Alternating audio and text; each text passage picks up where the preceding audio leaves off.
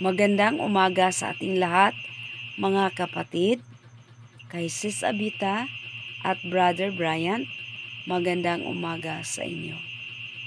Ngayon po ay araw ng Huwebes, Oktubre 16, 2025.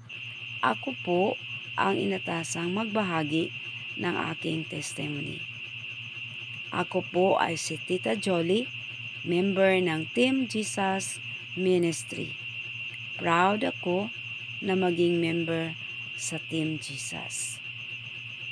Taos-puso po akong nagpapasalamat kay Panginoong Hesus sa panibagong pagkakataon na ito na makapagbahagi na naman ng aking testimony bilang patotoo sa kabutihan at katapatan ni Panginoong Hesus sa aking buhay.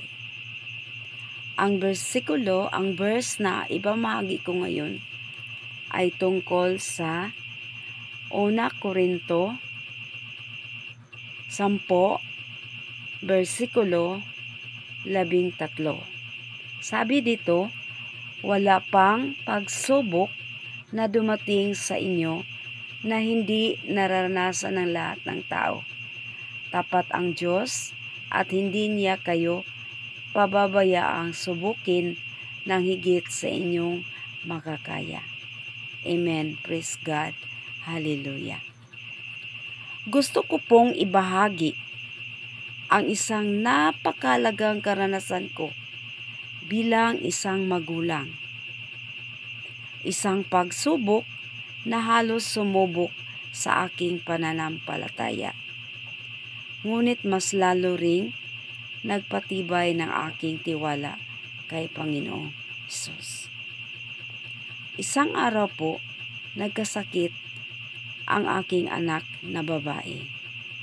Lagnat, panghihina at lahat ng sintomas ay lumabas hanggang sa makumpirma namin na dengue fever na pala ang kanyang karamdaman. Bilang magulang, wala na pong mas nakakatakot pa kaysa makitang nahihirapan ang sariling anak. Lalo na kung wala kang magagawa para mapagaan ang kanyang karamdaman. Dinala namin siya sa ospital, umaasang mabibigyan ng lunas.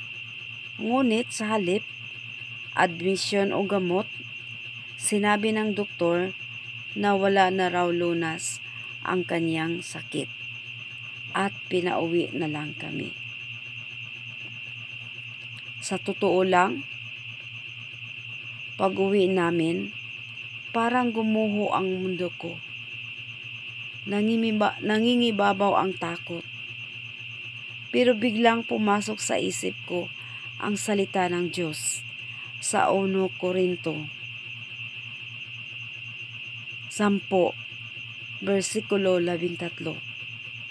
Sabi dito, tapat ang Diyos at hindi niya kayo pababayaang subukin ng higit sa inyong makakaya. Amen. Praise God. Hallelujah. Doon ko naisip. Sabi ko, Panginoon, kung hindi mo kami pababayaang masubok ng higit sa aming makakaya, ibig sabihin nito, may paraan kang inilaan. May lunas ka, may plano ka. Kaya't kahit parang wala na akong kakapitan, kumapit talaga ako sa aking pananampalataya.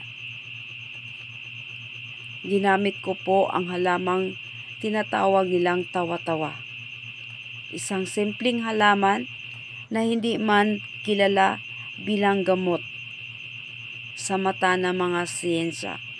Pero sa biyaya ng Diyos ay ang ginamit niya para pagalingin ang aking anak. Praise God, hallelujah. Salamat Panginoong Hesus sa kabutihan mo sa aming buhay. At kumuha ako ng maraming tawa-tawa. Pinakuluan ko ito.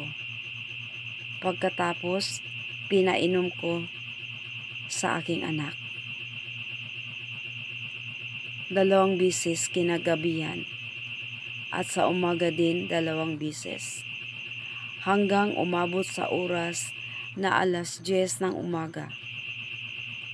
Humihingi ng pagkain ang aking anak. Kasi hindi siya kumakain. Simula nang nagkasakit siya, nagkalagnat siya, palagi lang siyang sumusuka. Praise God, hallelujah. Ngunit nang pinainom ko siya ng tawa-tawa, doon siya humihingi ng pagkain. Napakabuti mo, Panginoong Hesus, sa aming buhay.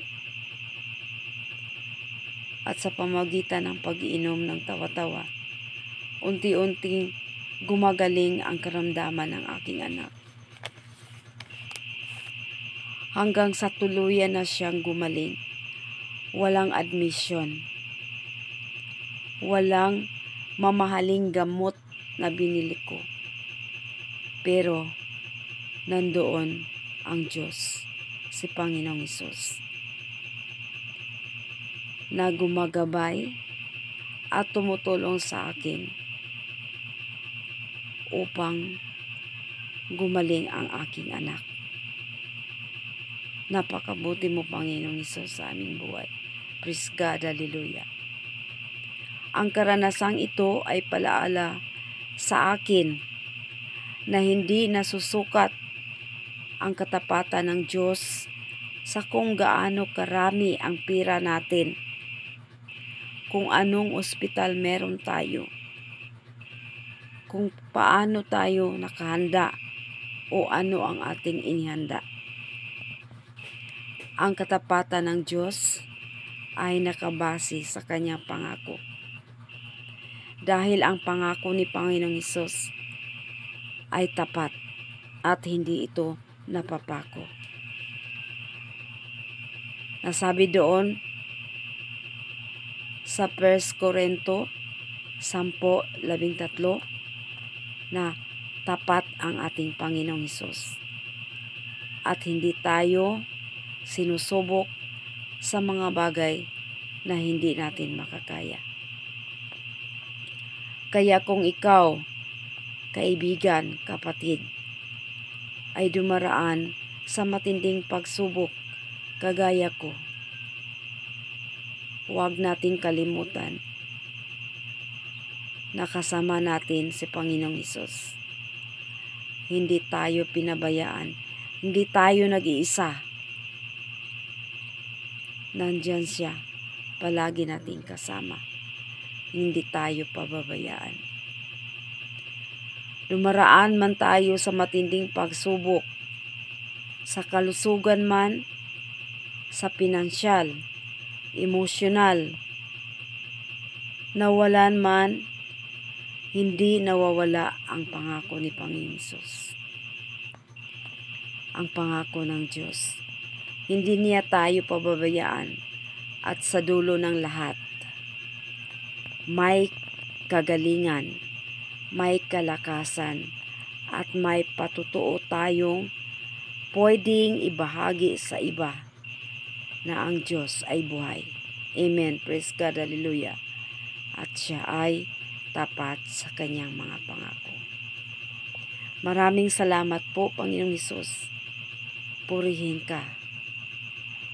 Ikaw ang aming Panginoon, ang tagapagligtas. Sa pangalan ni Jesucristo. Amen. Yun lang, mga kapatid. God bless everyone.